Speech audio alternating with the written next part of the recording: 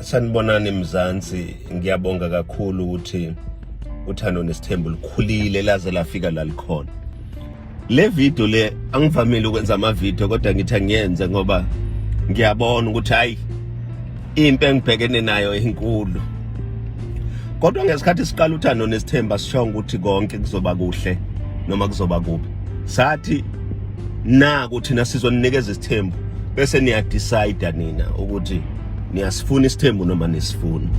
But into eyenza ngenze le video ukukhuluma ngoMakhumalo. I have never said uMakhumalo lento enishoyo ngaye. Ngithena mina lento ayiphumele ekhaya imhlulela ukuthi ayenze la kaMseleko. Ungeseka lokho. Because nginomuzo omkhulu. Ikona kuphela engikhuluma ngakho.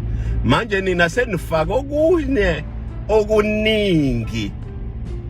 Yazi mina noMakhumalo we are right kakhulu and angikwazi ukufaka abanye abantu mangikhuluma ngaye because labo bantu kuyoba sengathi bakhulu kunoMakhumalo. So that will be unfortunate.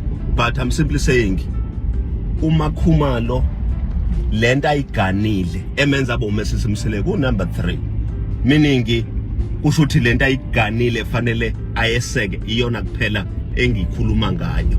Angikhulumi ngokunye lokhu nina enikhuluma ngakho and kuyangitshela mina ukuthi anikho esithembweni because kube benisisithembweni benizo understand ukuthi uMseleko ukukhuluma ngesithembu.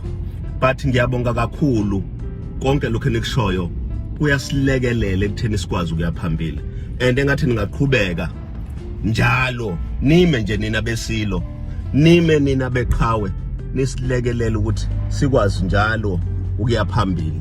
Ngaphandle kwenu asiyilutho. Siyabonga kakhulu. Angazi ke noma abantu basasifuna isithembu ngoba kungenza ukuthi sebe decide ukuthi ayi isithembu ngisasifuna, isithembu kuyasifuna. Hayi ayibanga bande khona.